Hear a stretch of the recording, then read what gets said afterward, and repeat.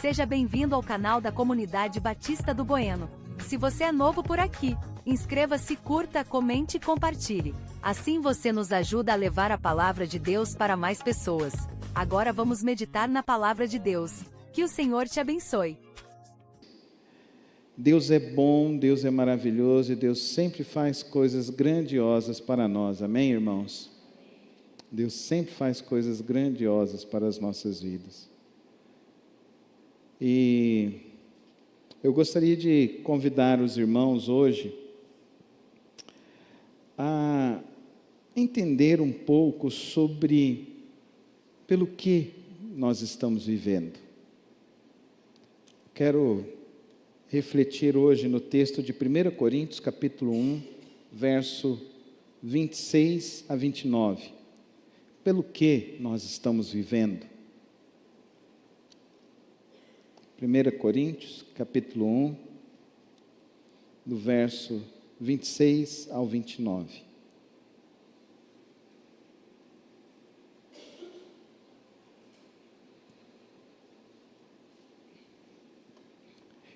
Irmãos, considerem a vocação de vocês. Não foram chamados muitos sábios segundo a carne, nem muitos poderosos, nem muitos de nobres nascidos. Pelo contrário, Deus escolheu as coisas loucas do mundo para envergonhar os sábios, e escolheu as coisas fracas do mundo para envergonhar as fortes. E Deus escolheu as coisas humildes do mundo e as desprezadas, e aqueles que não são, para reduzir a nada as que são, a fim de que se glorie na presença de Deus. Senhor, ilumina nossos corações nesta noite, a compreendermos, ó Deus, sobre o propósito de nossas vidas. Ilumina-nos, ó Deus, à luz da Tua palavra e da Tua revelação que foi lida nesta noite, nesta hora, e que assim, ó Deus, possamos viver dentro do Teu querer e dentro da Tua vontade. Assim que eu oro ao Senhor, no precioso nome de Cristo Jesus. Amém. Eu fui criado numa igreja em que as pessoas acreditavam sempre numa vocação especial. E eu entendi, à luz desse texto, considere a vocação de vocês. Que Deus nos chama das trevas para sermos instrumentos na mão dEle. Cada um de nós. Cada um daqueles que conheceu a graça de Cristo. Irmão Lins, desculpa, irmão Lins aqui hoje, pai do Humberto aqui com a gente. Irmão, seja sempre bem-vindo aqui é a sua casa. Seu filho é uma joia, que nós amamos muito. Está ali fazendo a transmissão para a gente hoje, cuidando lá, aprendendo. Ele gosta de servir, irmão. Ele gosta de servir. Que bom que os nossos jovens gostam de servir. E eles estão ativos, eles estão entendendo que eles são um instrumento nas mãos de Deus, amém? Um instrumento nas mãos de Deus. Eu quero que você entenda isso, sobre a lógica da vocação. Nós somos chamados a viver por algo precioso. Nós não podemos gastar as nossas vidas apenas aqui na terra. John Stott fala, Deus não procura pessoas extraordinárias, Ele transforma pessoas comuns em instrumentos extraordinários da sua graça. Não gaste a sua vida, não gaste os seus talentos apenas com a terra. Aprenda a viver pela vocação pela qual Deus te constituiu e Deus te chamou para viver. Para isso, eu e você precisamos entender que nós somos convidados a viver por uma nova lógica, não a lógica deste mundo. O sistema deste mundo quer nos colocar e nos levar a acreditar que o melhor desta vida é a conquista de uma posição, é a conquista de uma medalha. Este mundo é cruel, ele elimina as pessoas que têm defeito. Este mundo é cruel, ele quer dar resultado para aquele que usa as suas habilidades e as suas forças, aquele que está em busca de uma glória pessoal. Na economia de Deus é totalmente diferente. Na economia de Deus, Deus está olhando para o nosso coração. Ele quer encontrar, Ele quer achar no meu coração e no seu coração disposição. Disposição. Deus quer derramar sobre a minha vida e sobre a sua vida algo que é extraordinário, que se chama graça. Graça, favor imerecido. A única coisa que Deus pede de mim, de você, é disponibilidade. E cada um de nós tem disponibilidade para fazer o que quisermos em nossa vida, basta priorizarmos. E se nós estivermos disponíveis à glória de Deus, a glória de Deus irá se manifestar, a glória de Deus irá se derramar, a glória de Deus irá fazer manifestação sobre a sua vida. Aprenda algo aqui nesta noite: Deus não escolhe pela aparência. Quando Deus chama Davi, Ele não estava chamando Davi pela aparência. Até o profeta estava achando que era a aparência, mas Deus não confirmou no coração do profeta. Deus confirmou apenas aquele que era um mirradinho, aquele que era o pastor das ovelhas, aquele que tinha um coração disponível. Isso foi Davi. E assim também foi com Pedro. Quem era Pedro? Pedro era um iletrado, Pedro era um pescador, mas Jesus chamou Pedro e Pedro tinha disponibilidade.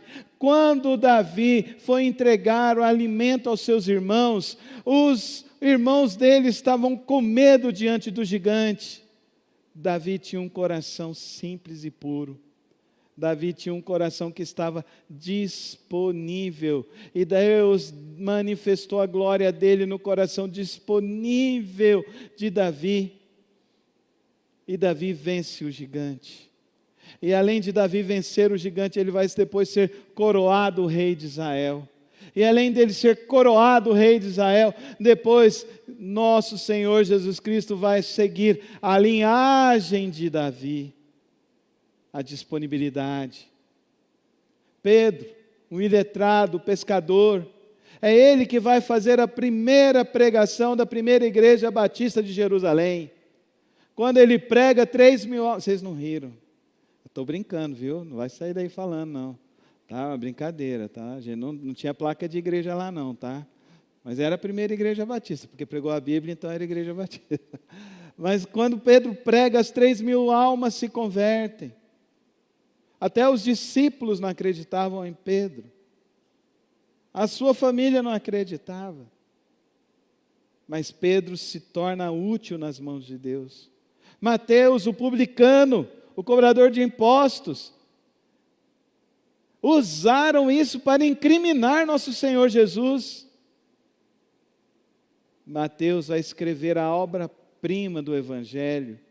Dos 4 evangelhos, o evangelho mais primaz em toda a cultura é a obra de Mateus, porque ele se tornou útil, porque ele fez as referências não apenas da vida de Jesus, mas conectou as referências de Jesus aos profetas do Antigo Testamento.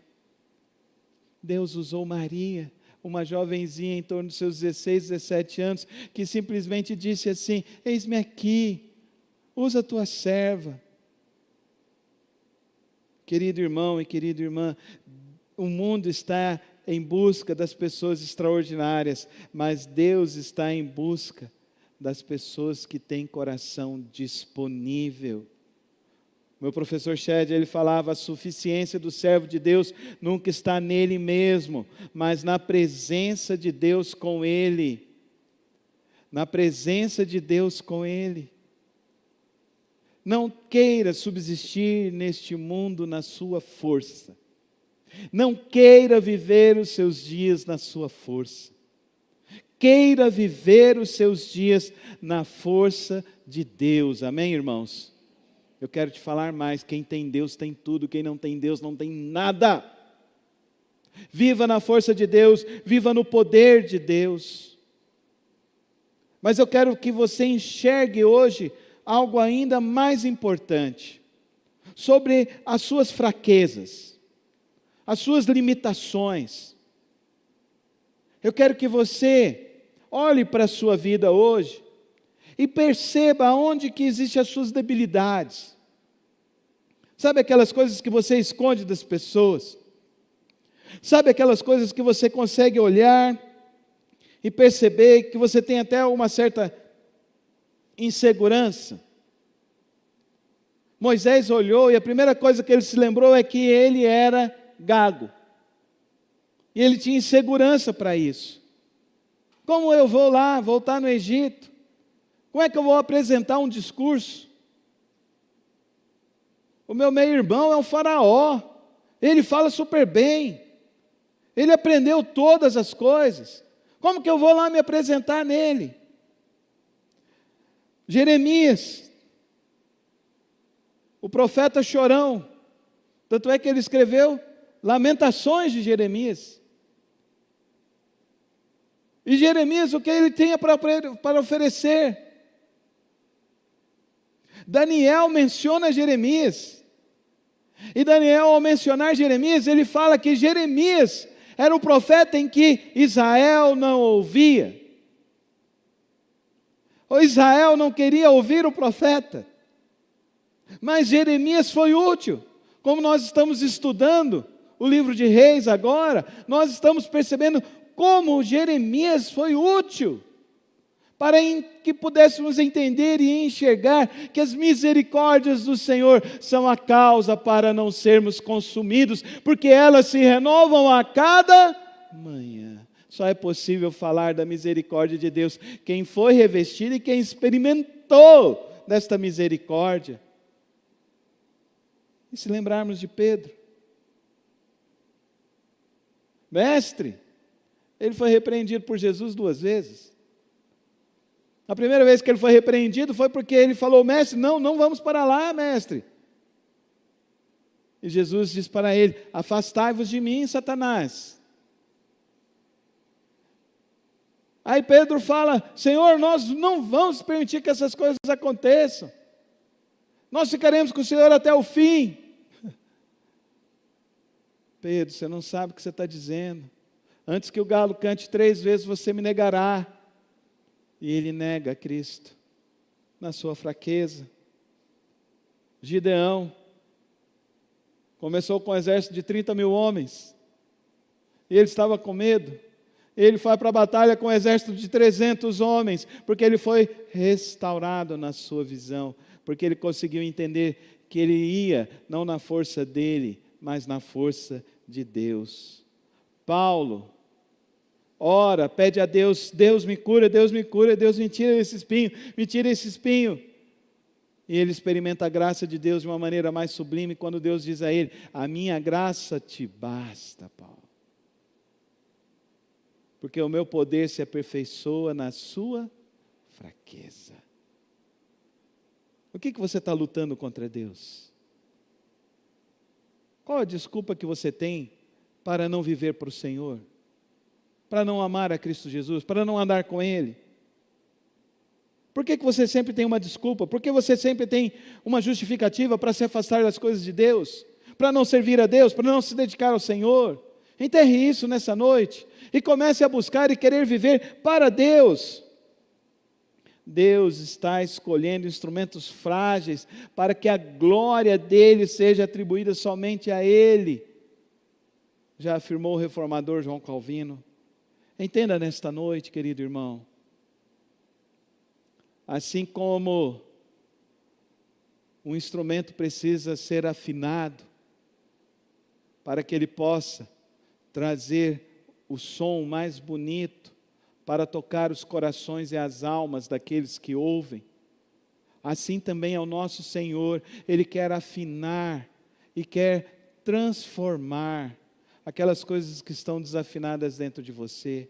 Deixa Deus ir afinando e deixa Deus ir transformando para que você seja útil neste reino e comece a ser um vaso, um instrumento nas mãos poderosas do nosso Deus.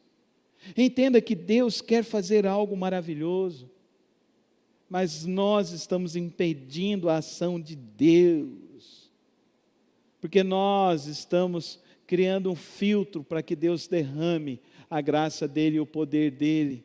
E esse filtro é o filtro da nossa disponibilidade. Deus está nos perguntando nesta noite: quem enviarei? Quem há de ir por mim? Deus não está perguntando quem canta bem. Deus não está perguntando quem canta melhor. Deus não está perguntando quem sabe mais. Deus não está perguntando quem está preparado. Deus não está perguntando se você está com a vida em dia ou não está com a vida em dia. O que Deus está dizendo é: eu tenho uma obra para ser feita. E eu quero usar vidas. E as vidas que eu quero usar são vidas que vão glorificar o meu nome e terão experiências sobrenaturais comigo. Experiências com o Deus vivo e o Deus poderoso. Então, querido irmão e querida irmã, entenda hoje. Deus quer usar o que você tem, o que você é. Jesus está no meio de uma multidão. Ele olha, a multidão está faminta. Jesus olha para os seus discípulos e pergunta: o que nós temos? Os discípulos: não temos nada. Mas um jovenzinho, por volta dos seus 12, 14 anos, levanta e fala: eu tenho 2 pães e 5 peixes. Fala comigo: 2 pães e 5 peixes. O que é 2 pães e 5 peixes para alimentar 25 mil pessoas? O que é 2 pães e 5 peixes para fazer um milagre do Senhor? Com certeza Mateus, Pedro e Judas olhou e virou e falou assim: mas vamos ter vergonha de apresentar isso. Aí Deus pega André e André fala: Senhor, esse jovem tem 5 pães e 2 peixes. O Senhor pega os 5 pães e os 2 peixes, Ele ora e o milagre acontece, amém? Fala comigo: glória a Deus. E o milagre acontece. Porque o que Deus precisa para fazer não é o que os olhos humanos enxergam. O que Deus tem para fazer é o que Ele quer fazer. E o que Ele quer fazer não precisa das coisas humanas. As limitações humanas são simplesmente desculpas. Joga fora as suas desculpas. Diga como Isaías. Isaías começou dizendo: eu sou um homem impuro, de lábios impuros, habito no meio de um povo de impuros lábios. Deus, Ele pode purificar a sua vida, amém? Amém? Deus pode purificar a sua vida. Deus pode transformar a sua vida, amém? Deus pode libertar seu coração. E Isaías é capaz então de dizer: eis-me aqui, Senhor, envia a mim. E o que Deus fez com Isaías? Você sabe que Isaías é o profeta messiânico, que o livro do profeta Isaías é como conhecido o Evangelho do Antigo Testamento, porque ele anuncia Jesus Cristo, porque ele foi útil. Querido irmão e querida irmã, Deus pode fazer muito com um homem totalmente consagrado a Ele, amém? Deus pode fazer muito. Quando alguém decide se consagrar ao Senhor, entregar a sua vida, entregar os seus talentos, entregar o seu viver, entregar os seus dias, entregar tudo aquilo que você tem ao Senhor, Ele é capaz de fazer coisas poderosas e extraordinárias. E assim como Ele fez um milagre na vida daquele menino, e com aquela multidão, com uma simples criança, Deus quer fazer algo aqui nesta noite, amém? Deus quer fazer algo aqui nesta noite, no nosso meio, entre nós, através de nós. Deus quer fazer algo.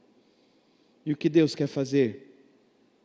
Ele quer fazer com que se levantem pessoas comuns, que revelem a este mundo que elas possuem marcas eternas.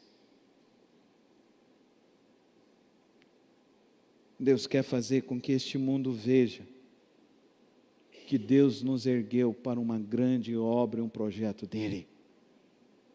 Deus quer nos usar para que o mundo veja que a glória é dEle, que a glória é do Senhor Jesus. José sonhou, seus irmãos não acreditaram. José sonhou, seus irmãos se revoltaram. José sonhou, ele foi lançado na cova. José sonhou, ele foi esquecido na prisão. José sonhou, mas Deus cumpriu a promessa. E José abençoou não somente o Egito, mas todas as nações do Médio Oriente, através da vida dele. Esther, uma simples mulher, que Deus a usou de uma maneira extraordinária e poderosa para que a nação de Israel não fosse exterminada, através de algo terrível e maligno, diabólico. E Deus a usou de uma maneira extraordinária. E Deus a usou de que forma? Ela tomou o seu banho, vestiu a sua melhor roupa, colocou o seu melhor perfume e ficou na presença do rei. E na presença do rei, Deus a usou, porque ela teve disponibilidade de ser usada por Deus. Pedro foi usado por Deus, foi transformado pelo nosso Senhor Jesus, e Pedro foi usado e ele pregou, e 3.000 almas se converteram. Paulo, o de perseguidor, se transformou num homem usado por Deus para transformar vidas, e usado para nos deixar as 13 cartas pastorais dele, que nos trazem profundidade, inclusive nesta noite, no texto a qual estamos meditando e refletindo. Querido irmão e querida irmã, Deus cria grandes obras por meio de instrumentos pequenos, para que toda a honra seja somente dele. Não importa quem você é, o que você já fez, o que você já viveu e o que você já atravessou. O que importa aqui nesta noite é você entender a dinâmica da graça de Deus. E essa dinâmica vem você admitir as suas próprias fraquezas, as suas vulnerabilidades, não tornar elas o estorvo e as desculpas para a sua vida, mas você dizer: Senhor, eis-me aqui, onde eu posso servir? O que há necessário ser feito? Não se espante, Deus usa as coisas loucas deste mundo para que as pessoas vejam a glória poderosa dele. Amém, irmãos? Eu quero contar para você uma história que aconteceu no dia 6 de janeiro de 1850. Em uma pequena igreja, em um pequeno vilarejo na Inglaterra. Uma noite de tempestade, um adolescente de 15 anos, incapaz de chegar à sua igreja habitual devido ao clima, busca refúgio em uma pequena capela metodista. Naquela reunião havia apenas 15 pessoas presentes. Nem o pastor conseguiu chegar na igreja. Mas se levantou um homem, um substituto, um homem simples, um leigo. Provavelmente ele era um alfaiate ou um sapateiro. Na história, ninguém sabe o nome deste homem. Ele não tinha formação teológica. Ele nunca foi um grande orador. Mas ele teve algo: disponibilidade. Ele entendeu, era o dia, era a hora, que Deus queria fazer algo grande na história da humanidade. Assim como Isaías 45, verso 22, ele diz assim: olhem para mim e sejam salvos, vocês, todos os limites da terra, porque eu sou Deus, e não há outro. Essa foi a pregação. O pregador leigo olhou diretamente para o jovem visitante e disse: jovem, você parece muito infeliz, e você continuará infeliz nesta vida e na eternidade, se não olhar para Cristo. Mas agora, se você olhar para Cristo, você será salvo. Naquele instante, aquele menino se converte. Naquele instante, aquele menino se transforma. Sai completamente aquela tristeza do seu coração. Esse jovem, então, ele vai se transformar no maior pregador do século XIX. Milhões de vidas influenciadas por ele, centenas de sermões escritos. Ele funda o primeiro seminário de formação pastoral. O nome desse menino? Charles Spurgeon, o príncipe dos pregadores. Naquela noite, naquela pequena capela, só existiu algo que precisa existir nesta noite. Não é a sede, a fama, da fama, mas é a fidelidade ao Senhor. Nessa noite, eu convido você a não dizer não para Deus. Eu convido você a enterrar as suas desculpas ao Senhor. Eu convido você a mergulhar no rio do Espírito Santo. Eu convido você a entrar de fato na graça redentora do nosso Senhor Jesus Cristo. Eu convido você a viver a maior aventura que existe sobre a face da terra, que é servir ao Deus Todo-Poderoso e viver para a glória dEle.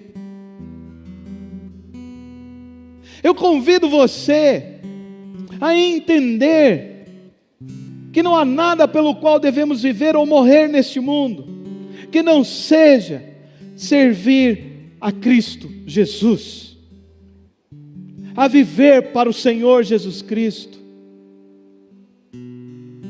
Seja sendo um professor na escola bíblica, sendo um músico, ajudando na recepção, sendo um voluntário, colaborando na obra de Cristo Jesus. Quais são as necessidades do reino de Deus, pastor? Eu não sei, é aquilo que Deus vai fazer na sua vida, é aquilo que Deus colocar no teu coração, mas algo Deus quer fazer, algo Deus pode fazer, algo Deus quer, alguém Deus quer atingir. E isso depende do quê? Depende de mim, de você, simplesmente não obstacularmos a obra de Cristo, não retermos a graça de Deus, não escondermos a misericórdia do Senhor, não rejeite a graça do nosso Senhor Jesus. Uma palavra é capaz de mudar uma vida é capaz de mudar uma família é capaz de mudar uma sociedade é capaz de impactar o mundo inteiro. Deus quer fazer uma obra, Deus pode fazer uma obra, Deus irá fazer uma obra. A minha pergunta para você é: você vai andar junto com o Senhor ou não? Você vai colocar a sua vida nas mãos do Senhor ou não? Hoje pela manhã, no curso de batismo, eu perguntei para o jovem: por que você quer se batizar? ele disse para mim: porque eu quero ser um pastor para Jesus Cristo. Ele deve ter o quê? 12 anos? 9 anos. Os pais me perguntaram: pastor, o que o senhor acha de batizar com 9 anos? Eu falei: a idade que minhas filhas batizaram. Eu acho extremamente bonito e precioso de ver que Deus toca corações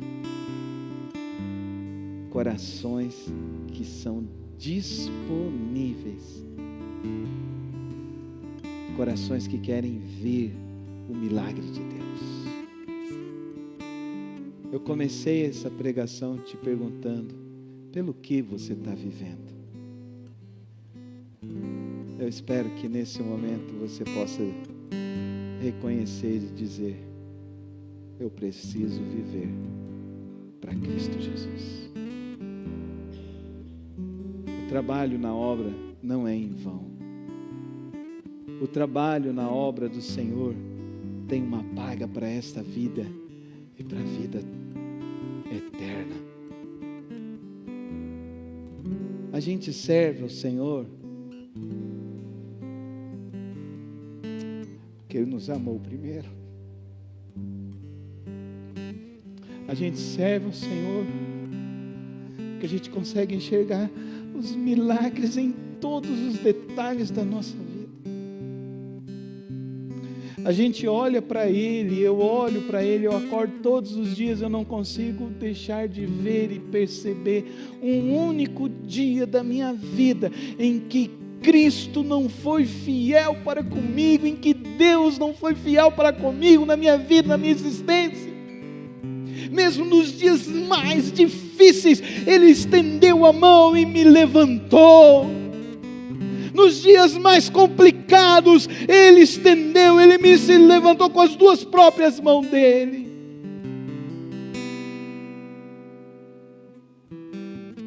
Deus quer usar as coisas loucas deste mundo para envergonhar os sábios deste mundo. Que você tenha a mesma disponibilidade que o jovenzinho dos 5 pães e 2 peixinhos falou: está aqui, Senhor Jesus. Feche seu coração, feche seus olhos. Fala agora com o Senhor Jesus. Deus quer hoje transformar pessoas comuns para levar a glória dEle para este mundo. E se Deus falou ao teu coração nesta noite, talvez hoje Deus falou com você para que você entregue a sua vida a Ele, para que Ele seja o seu único e suficiente Salvador. Talvez Deus hoje falou com você que você precisa servir a Ele com alegria e mais dedicação. Talvez hoje Deus falou com você de que você pode fazer algo mais para o reino de Deus. Fala com o Senhor nesta hora. Busca a face do Deus Todo-Poderoso. Coloca a sua vida nas mãos do Deus Eterno. Essa será a maior e melhor decisão da sua vida. E viva para o Senhor Jesus todos os dias da sua vida. Ele te sustentará, te guardará todos os dias. Pai, eu coloco nesta noite, ó Pai, a vida, ó Deus, daqueles que hoje estão entregando a sua vida ao Senhor. Estão reconhecendo que precisam viver para Ti, Pai. Eu coloco a vida daqueles, ó Deus, em que hoje o Senhor está restaurando a alegria, o desejo de servir na Tua obra, de viver para a honra e glória do Senhor. Eu oro, ó Deus, por aqueles que hoje compreenderam, ó Deus, que precisam enterrar as desculpas e se comprometer mais com a Tua causa. Eu oro, ó Deus, para que hoje o Senhor venha gerar em nossos corações o coração de Davi, o coração daquele jovenzinho, o coração de Pedro depois de restaurado, o coração de Esther, que resolveu fazer o seu melhor para o Senhor. Que o Senhor coloque em nós um coração de homens e mulheres que servirão ao Senhor com a alegria do coração. Toma, Deus, nesta hora, Deus, a vida, o coração, e nos conduz à Tua santa vontade, ao Teu querer, em nome de Cristo Jesus. Amém, amém e amém. Obrigado por ter acompanhado mais uma das reflexões do nosso canal. Não se esqueça de se inscrever e ativar as notificações aqui no canal. Tem vídeos novos todas as semanas e o podcast na quarta-feira. Que o Senhor te abençoe e te guarde. Até o próximo vídeo.